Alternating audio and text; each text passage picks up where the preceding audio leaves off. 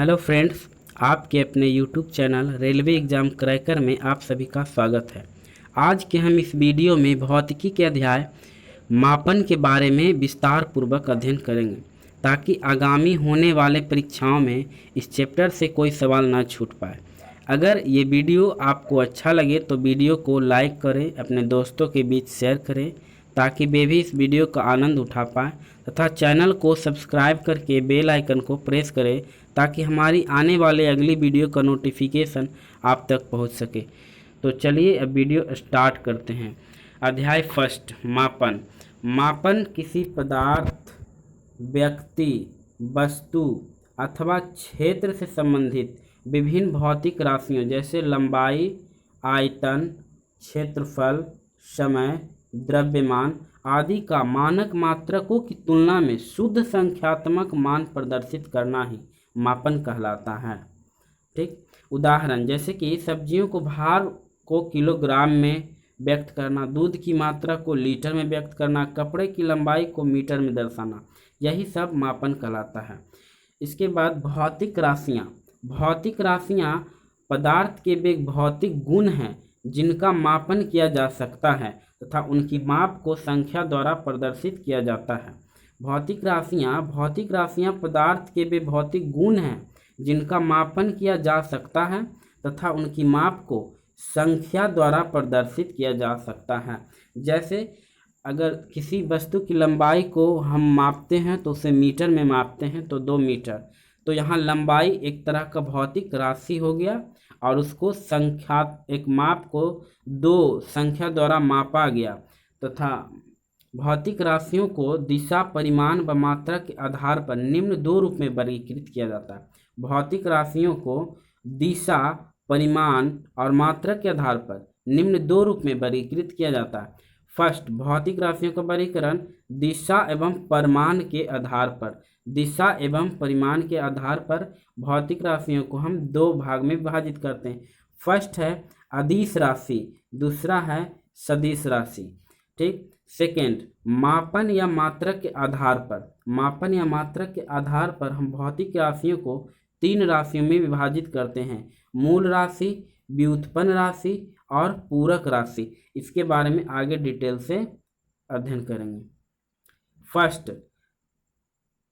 दिशा एवं परिमाण के आधार पर अदिश राशि था। तो अदिश राशि वैसी भौतिक राशियां जिनको व्यक्त करने के लिए केवल परिमाण की आवश्यकता होती है, दिशा की नहीं, केवल परिमाण की आवश्यकता होती है। यहाँ पे डिनोट करेगा, केवल परिमाण की आवश्यकता होती है, दिशा की नहीं होती है, अदिश राशियां कहलाती। जैसे कि दूरी में सिर्फ हम परिमाण दर्शाते हैं, ना ही कि दिशा। दूरी किसी भी दिशा में जा सकता है, उसमें दिशा नहीं होता है, बस दूरी 2 किलोमीटर 3 किलोमीटर होता है, बस और कुछ नहीं। द्रव्यमान जैसे कि 2 केजी 3 केजी, उसमें कोई दिशा नहीं होता है। तो ये सब हो गया अदिश राशि जिसमें सिर्फ और सिर्फ केवल परिमाण की आवश्यकता होती है, दिशा की नहीं, वो अदिश राशि कहलाते हैं। नेक्स्ट, दूसरा है सदिश राशियां जिसको इंग्लिश में हम वेक्टर बोलते हैं। वैसी भौतिक राशियां जिनको व्यक्त करने के लिए परिमाण के साथ साथ दिशा की भी आवश्यकता होती है। परिमाण के साथ साथ दिशा के भी, अर्थात परिमाण का भी आवश्यकता होती है और दिशा का भी आवश्यकता होती है, तो उसे हम सदिश राशि कहते हैं। जैसे कि बल, विस्थापन, वेग, संवेग, त्वरण, कोणीय वेग, चुंबकीय तीव्रता, विद्युत तीव्रता, भार, और भार को ही हम गुरुत्वीय त्वरण भी बोलते हैं। अब आते हैं आगे, मूल राशियां जिसको हम इंग्लिश में फंडामेंटल बोलते हैं। जिन राशियों को व्यक्त करने के लिए अन्य भौतिक राशि पर निर्भर ना होना पड़े, मूल राशि कहलाती है तथा इन राशियों को जो मात्रक कहलाते हैं वो मूल मात्रक कहलाते हैं। मूल भौतिक राशियां 7 प्रकार की होती है जो निम्नलिखित है। फर्स्ट, लंबाई। सेकंड, समय। थर्ड, द्रव्यमान। फोर्थ, विद्युत धारा। 5, ज्योति तीव्रता। 6, पदार्थ की मात्रा। 7, ताप। ये सब जितनी भी राशियां हैं जो किसी पर निर्भर नहीं होती। जैसे ताप है तो सिर्फ ताप होता और इसमें कुछ नहीं, इसमें कोई राशि नहीं इंक्लूड होती है। ठीक। सेकंड है व्युत्पन्न राशि। व्युत्पन्न राशि मूल राशियों की सहायता से, अर्थात मूल राशि था जो सिर्फ अपने आप पर था, वो दूसरा पर निर्भर नहीं था, जबकि व्युत्पन्न राशि को हम मूल राशि से व्यक्त करते हैं। मूल राशियों की सहायता से व्यक्त की जाने वाली राशियां ही व्युत्पन्न राशि कहलाती है। अर्थात व्युत्पन्न राशि को व्यक्त करने के लिए हमको मूल राशि का जरूरत पड़ता है। देखिए, यह राशियां मूल राशियां की तरह स्वतंत्र नहीं होती है। यह राशियां मूल राशियों की तरह स्वतंत्र नहीं होती है, बल्कि मूल राशियों पर निर्भर होती है। कौन सा? व्युत्पन्न राशि है जो मूल राशि पर निर्भर होती है। उदाहरण जैसे कि चाल, क्षेत्रफल, आयतन, कार्य, ऊर्जा आदि। जैसे कि हम उदाहरण लेते हैं चाल, तो चाल होता है जिसको हम चाल को हम डिनोट करते हैं मीटर प्रति सेकेंड या किलोमीटर प्रति घंटा।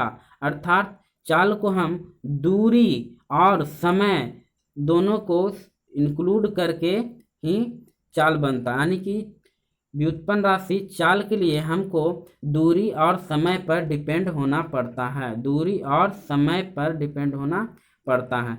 नेक्स्ट, पूरक राशियां, स्केलर क्वांटिटी।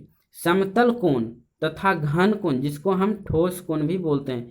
समतल कोण, घन कोण या ठोस कोण, सिर्फ यही दो राशियां हैं जो न तो मूल राशि के श्रेणी में आती है और ना ही व्युत्पन्न राशि की श्रेणी में आती है। अतः इन्हें एक विशिष्ट वर्ग पूरक राशि के अंतर्गत रखा गया। अर्थात पूरक राशि में सिर्फ दो कोण होता है, एक समतल कोण और एक घन कोण, जिसको ठोस कोण भी कहते हैं, और दोनों को एक अलग से विशिष्ट वर्ग बनाया गया जिसको पूरक राशि कहा जाता है, उसके अंतर्गत रखा गया है।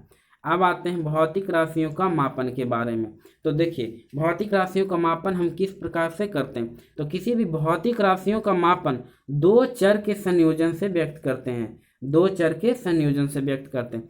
फर्स्ट, उस राशि का संख्यात्मक मान, जैसे कि 2 kg। अगर किसी वस्तु का द्रव्यमान 2 kg, जिसका मतलब जो 2 हुआ वो संख्यात्मक मान हुआ और kg हुआ जो उस राशि का मानक मात्रक हुआ, उस राशि का मानक मात्रक।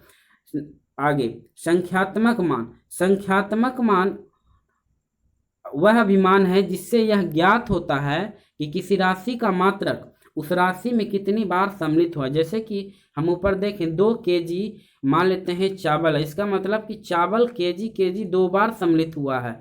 तो यहाँ दो संख्यात्मक मान वही बताता है कि वो राशि कितनी बार उसका मात्रक सम्मिलित हुआ। जैसे किसी वस्तु की लंबाई 2 मीटर है, इसका मतलब है कि मीटर जो यूनिट है लंबाई का वो 2 बार सम्मिलित हुआ है।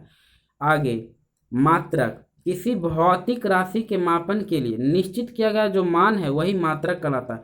जैसे कि 2 kg में जो kg था वो मात्रक था, जिसको अंग्रेजी में हम यूनिट कहते हैं। ठीक, तो मात्रक है जो मुख्यतः 2 प्रकार के होते हैं।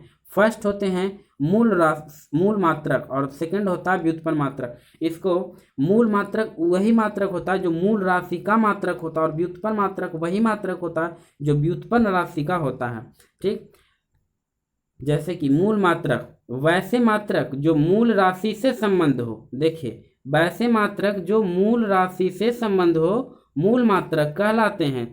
जो मूल राशि से संबंध हो वही मूल मात्रक कहलाते हैं। यह मात्रक है पूर्णतः स्वतंत्र होते हैं। जिस प्रकार मूल राशि पूर्णतः स्वतंत्र थी, उसी प्रकार मूल मात्रक भी पूर्णतः स्वतंत्र है। अतः इन्हें परस्पर संबंधित नहीं किया जा सकता। उदाहरण जैसे कि metre, kilogram, second, kelvin, candela, ampere, mole. यहाँ पे मीटर है जो लंबाई का मात्रक है, किलोग्राम द्रव्यमान का, सेकेंड समय का, केल्विन ताप का, कैंडेला विद्युत तीव्रता का और ज्योति तीव्रता का, कैंडेला ज्योति तीव्रता का, एम्पियर विद्युत धारा का और किसी भी पदार्थ की मात्रा का मोल होता है मात्रक। आगे, व्युत्पन्न मात्रक वैसे मात्रक जो मूल मात्रकों की सहायता से व्यक्त किए जाते हैं व्युत्पन्न मात्रक कहलाते हैं।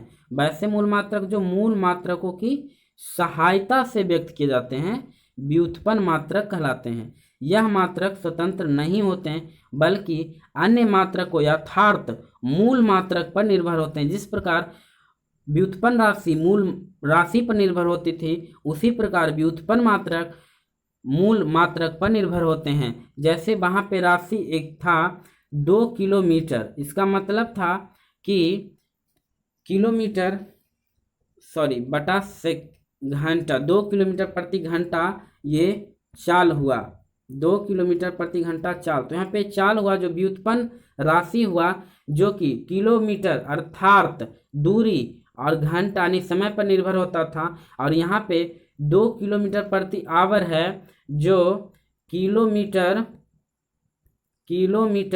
है वो दूरी का मात्रक है, और घंटा है जो समय का मात्रक है। तो हमारा चाल का मात्रक किलोमीटर प्रति घंटा है, यही व्युत्पन्न मात्रक कहलाता है।